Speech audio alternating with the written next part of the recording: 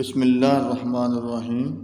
Electronics course duration 6 month में हम आज करेंगे फॉर्मेटिव असेसमेंट नंबर 9 वीक 18, जिसमें हमारा मेन टॉपिक होगा इंट्रोडक्शन ऑफ यूपीएस और उसके पार्ट्स के फंक्शन के हवाले से हम डिस्कस करेंगे।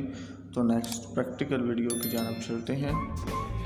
बिस्मिल्लाहिर्रहमानिर्रहीम। तो आज हमारा टॉपिक है यूपीएस।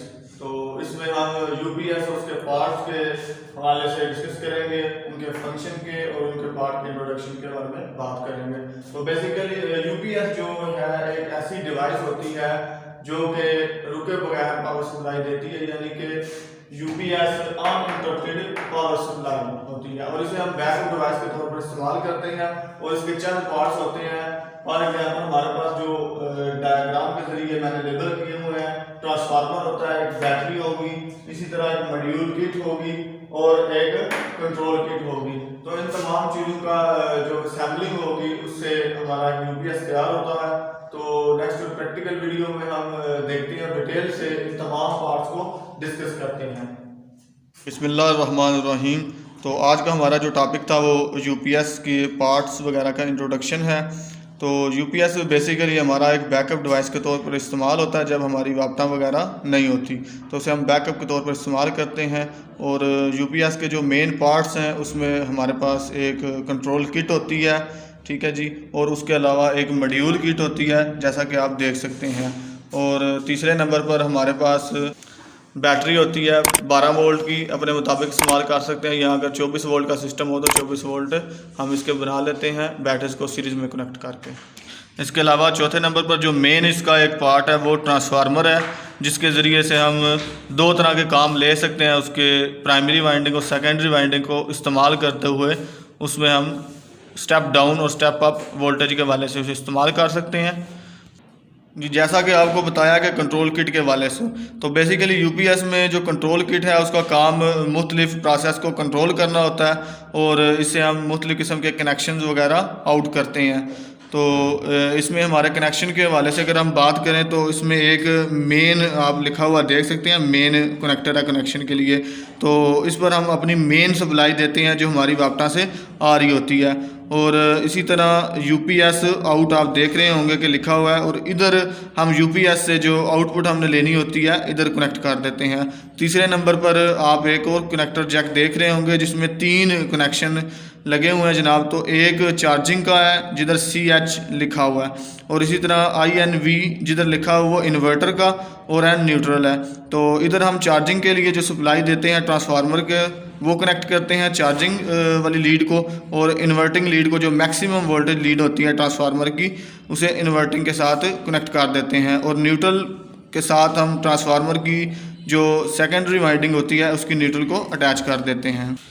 इसी तरह ये आपके सामने 3 जैक आपको नज़र आ रहे होंगे, और फर्स्ट वाला जो है उस पर लिखा हुआ है BAT यानी कि बैटरी, और साथ में पॉजिटिव और नेगेटिव का निशान बना हुआ है। तो इधर हम अपनी बैटरी को अटैच करते हैं, उसके पॉजिटिव को पॉजिटिव के साथ और नेगेटिव को नेगेटिव के साथ अटैच कर देते हैं। और दूसरा जो जैक है उधर B1 और B2 लिखा हुआ है, और ये बाइसिंग के टर्मिनल है 2, जिन्हें हम अपने मॉड्यूल के साथ बाइसिंग मॉड्यूल के साथ अटैच कर देते हैं।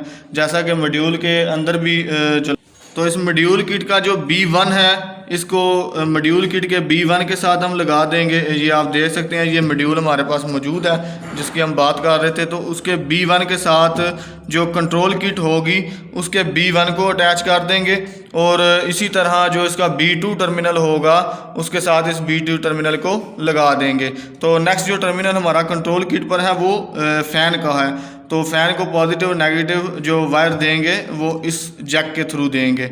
और इसी तरह ये एक मॉड्यूल किट है जो उस पर ग्राउंड टर्मिनल बना हुआ है, तो इस ग्राउंड टर्मिनल को हम अटैच कर देंगे जो हमारी कंट्रोल किट होगी उसके नेगेटिव टर्मिनल के साथ।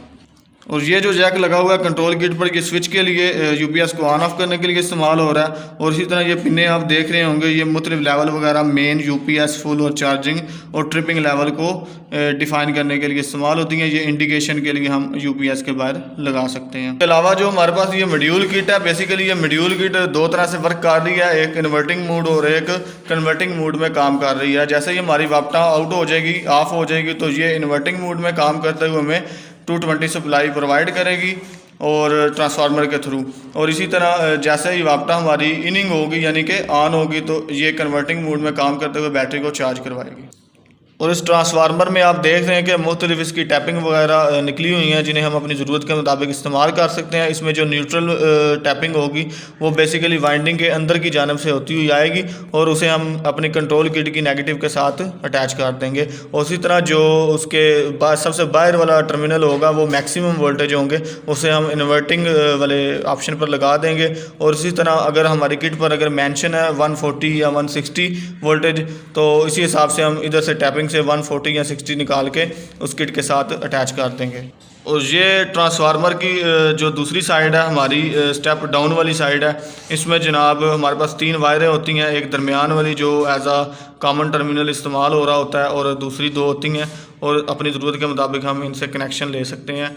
और इसको पॉजिटिव को साथ अपनी बैटरी के साथ लगा देंगे, जबकि इन 2 किटों को हम अपने मॉड्यूल के साथ अटैच कर देंगे। और इसके साथ एक और पॉजिटिव वाली वायर को अटैच करके हम अपने कंट्रोल किट की बैटरी के पॉजिटिव के साथ अटैच कर देंगे।